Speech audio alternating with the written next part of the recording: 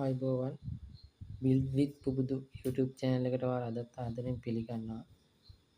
අද මම මේ වීඩියෝ එකකින් කතා කරන්නේ ඉන්ඩස්ට්‍රියල් ට්‍රේනින් එකකට ඉස්සෙල්ලාම යන කෙනෙක්ට අවශ්‍ය වෙන ටිප්ස් කීපයක් තමයි මම මේ වීඩියෝ එකකින් කතා කරන්න බලාපොරොත්තු වෙන්නේ. ඒ කියන්නේ මම වීඩියෝ සීරීස් එකක්ම ගේනවා මේ සම්බන්ධයෙන්. එතකොට අද පළවෙනි වීඩියෝ එක විදිහට ඉස්සෙල්ලාම ඉන්ඩස්ට්‍රියල් ට්‍රේනින් එකකින් සයිට් එකකට ගියාට පස්සේ තමන්ට හම් වෙන ඩ්‍රෝවින් එකක් ගැන විස්තර කිරීමක් තමයි බලාපොරොත්තු වෙන්නේ. එහෙනම් අපි අද වීඩියෝ එකට යමු. ඔයාලා තාමත් මාව සබ්ස්ක්‍රයිබ් කරලා නැත්නම් මාව සබ්ස්ක්‍රයිබ් කරලා තියාගන්න. මම ඉස්සරහට මේ වගේ වීඩියෝස් ගොඩක් ගේන්න බලාපොරොත්තු වෙනවා. ඔයාලා දන්න කෙනෙක් හරි ඉංජිනේරින් ෆීල්ඩ් එකකින් මේ විදිහට ඉස්සරහට යන්න බලාපොරොත්තු වෙන කෙනෙක් ඉන්නවනම් එයාට පේන අනිවාර්යෙන් මේ වීඩියෝ එක ෂෙයා කරන්න, ලයික් එකක් දාලා, තව මොන හරි අඩුපාඩුවක් තියෙනවා ඒක කමෙන්ට් එකකින් දාන්න. හරි, එහෙනම් අපි යන් වීඩියෝ එකට. හරි, මම එහෙනම් ඔයාලට විස්තර කරන්නම්.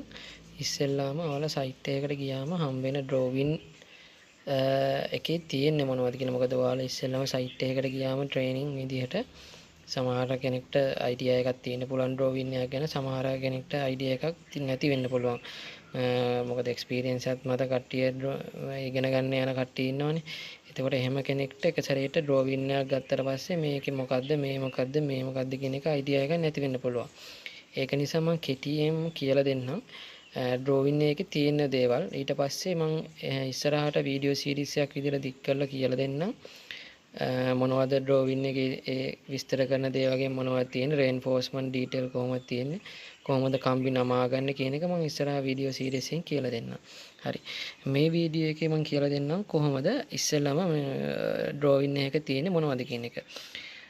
මේ වලට පේන ඇති මෙතන මේ ධන ලකුණක් එක්ක 118.4 m එහෙම කීකේ කොටු කර තියෙනවා. මේ ඇවිල්ලා මේ තියෙන්නේ ලෙවල් එකක්. ඒ කියන්නේ මේ වාගේ ඩ්‍රෝවින් එකේ ඒ කියන්නේ ඔයාලගේ සයිට් එකේ ඩ්‍රෝවින් එකේ මේ හදන බිල්ඩින් එකේ ලෙවල් තමයි මේ දීලා තියෙන්නේ. මේ තියෙන්නේ 120.7.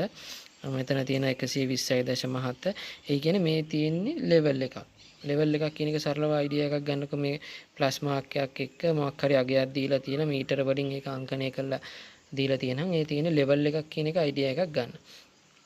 ඊළඟට මේ කොටු කළු පාට කොටු වලින් මේ දක්වලා තියෙන්නේ කොලම් එහෙම නැත්නම් කණු කියලා හිතා ගන්නකො. කොන්ක්‍රීට් කණු. මේ තියෙන්නේ කොලම් තමයි මේ කළු පාට කොටු වලින් නිරූපණය කරලා තියෙන්නේ. ඊට පස්සේ ඔයාලට පේනවා ඇති මේ කොලම් ඒ කණු කළු පාට කොටු හරහට ගිහිලා තියෙනවා දිග කොටුවක්. මේවා තමයි බීම්. ඒ කියන්නේ මේ කණු හැම එකක්ම යා වෙන විදිහට බීම් ගිහිලා තියෙනවා. ඒක මේවා තමයි බීම්. මේක ඇවිල්ලා ස්ලැබ් එකක් කියලා හිතා ගන්නකො. දැනට මේ තියෙන ස්ලැබ් එක. මේ කඩ ඉරි වලින් මාක් කරලා තියෙන්නේ බීම්. මේක ස්ලැබ් එක.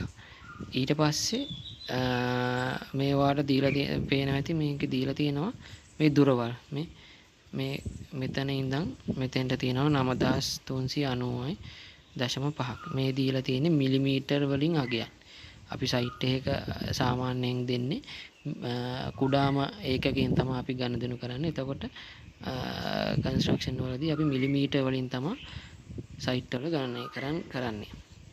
එතකොට මේ තියෙන්නේ මේ එජ් එකේ මේ බීම් එකේ මේ එජ් එකේ ඉඳන් මෙතන එජ් එක දක්වා මේක සෙන්ටර් එක දක්වා මේ තියෙන සෙන්ටර් ලයින් එක මේ සෙන්ටර් එක දක්වා තියෙනවා 9390. සෙන්ටර් ලයින් එකක් කියලා කියන්නේ ඒකේ මධ්‍ය රේඛාවක්. අපි හිතමු ඕනම බීම් එකක් මේ විදිහට ගල සැලකුවොත් බීම් එක සයිස් එක 500ක් කියලා හිතන්නකො.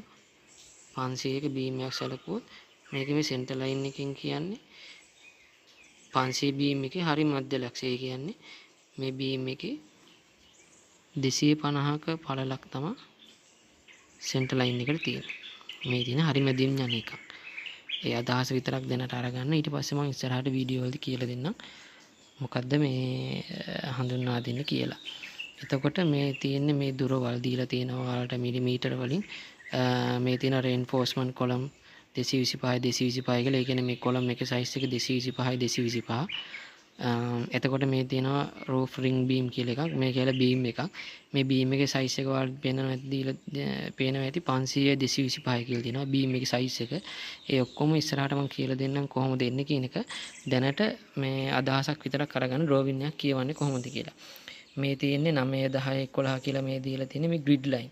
ග්‍රිඩ් ලයින් එකක් දෙන්නේ ඒක සර්වේ ඩිපාර්ට්මන්ට් එකෙන් තමයි මුලින් මැනලා ඉවරලා මේ කියන්නේ මෙන්න මෙහෙමයි කියලා ග්‍රිඩ් ලයින් එකක් දෙනවා මුලින්ම එකක්. ඊට පස්සේ එතනින් එහාට ස්ට්‍රක්චරල් ඩිපාර්ට්මන්ට් එකෙන් හරි ආකිටෙක්චර් කෙනෙක් හරි ග්‍රිඩ් ලයින් දාගෙන යනවා. එයාලට පහසුවට මොකද ග්‍රිඩ් ලයින් එකක් කරහා තමයි ගොඩක් වෙලාවට කණු වැටීම් කණු ඒ කියන්නේ කොලම් වැටෙන ඒවා දෙන්නේ ගොඩක් වෙලාවට ග්‍රිඩ් ලයින් එකක් කරහා තමයි ඒක දෙන්නේ. ඒක මම ඉස්සරහට කියලා දෙන්නම්.